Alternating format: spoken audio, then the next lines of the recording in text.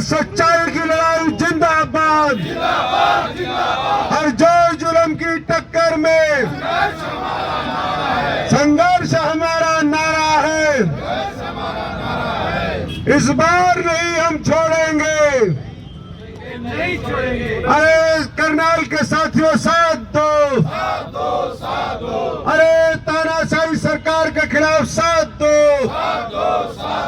अरे लोकतंत्र की रक्षा कौन करेगा? अरे तानाशाही नहीं चलेगी। अरे खट्टर सरकार मुर्दाबाद, खट्टर सरकार मुर्दाबाद। अरे खट्टर सरकार होश में आओ, गुंडागर्दी बंद करो, तानाशाही बंद करो।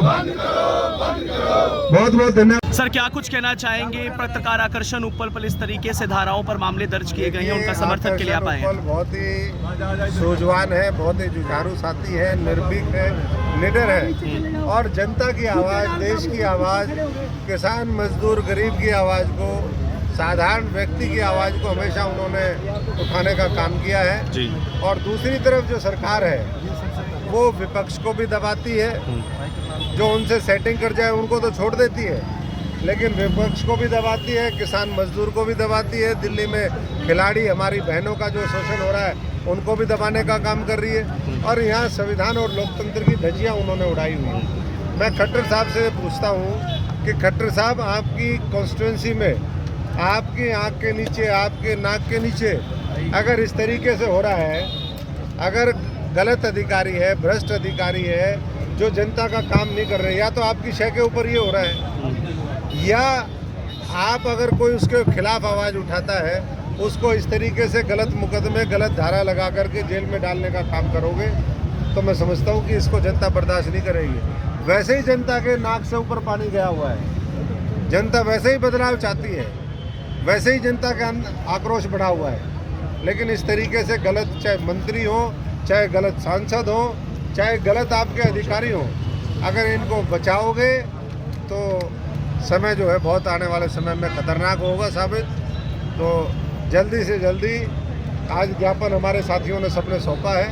मैं सभी संघर्षशील साथियों का, सभी सामाजिक राजनीतिक जो भी संगठन यहाँ पर आए हैं उनका भी आभार प्रकट करता हूँ। और ये हर जिले की कहानी होगी है। सिरसा के अंदर एक पत्रकार के ऊपर किस तरीके से केस दर्ज किया, फतेहाबाद के अंदर वहाँ कर दिया, कोई भी आवाज़ उठाता है। आज गुलाचिका में हमारे राणा जी हैं, उनके खिलाफ इस तरीके से हुआ, तो ये क्या हो रहा है आखिर में? और ये कब तक चलता रहेगा? जो आपकी विचारधारा के साथ, जो आपकी गलत सोच के साथ ताल्लुक नहीं रखता, उसके साथ सहमति नहीं रखता, तो क्या उसको जेल में डालने का काम करोगे?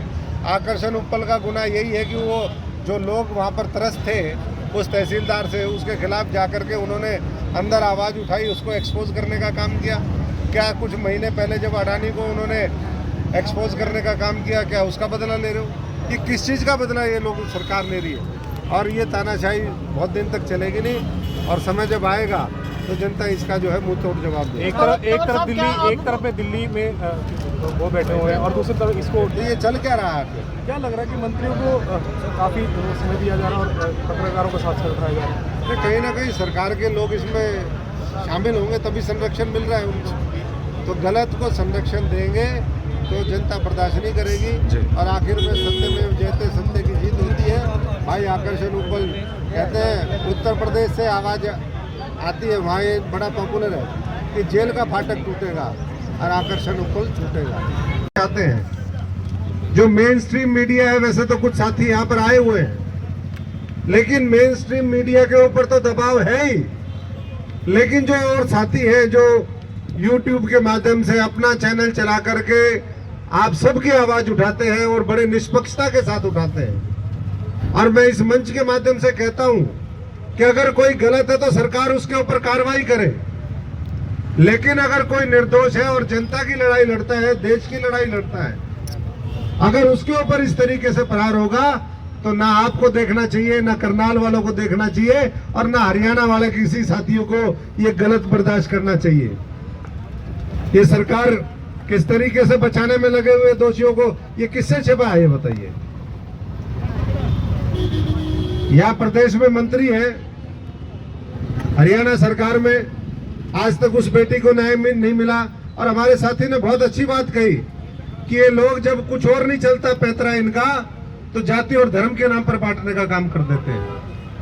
हम यहाँ पर किसी की जाति और धर्म देख करके नहीं आए साथियों, हमें यह भी नहीं पता कि कौन किस जात का है, क्योंकि अगर हम इस व्यवस्था को बदलना चाहते हैं तो सबको जिम्मेदारी उठानी पड़ेगी, ये किसी एक व्यक्ति की जिम्मेदारी नहीं है। तो इसलिए मजबूती से लड़ाई लड़िए और ये जो माहौल एक बना दिया तो हम तो साथियों आज, क्योंकि व्यक्तिगत तौर पर हम उस भाई को जानते हैं, मजबूती से आवाज उठाते हैं। मैं तो कुछ महीने पहले वो हिमाचल बॉर्डर पे गया हुआ था, वो भी यहाँ पर, ये 2-3 साल पुरानी बात है कोरोना के दौरान की। तो आकर्षण उपल और हम वहां पर कि भाई राशन डिपो में कोई गड़बड़ी तो नहीं, उसी पे उन्होंने पूरा एक वहां पर इंटरव्यू और वो कर दिया था। तो ऐसे साथी अडानी के खिलाफ जब ये गलत तरीके से जमीन अधिग्रहण करके वो कर रहे थे, तो भाइयों जो सही काम करता है ना, जनता के तो आंखों का तारा होता है, लेकिन जो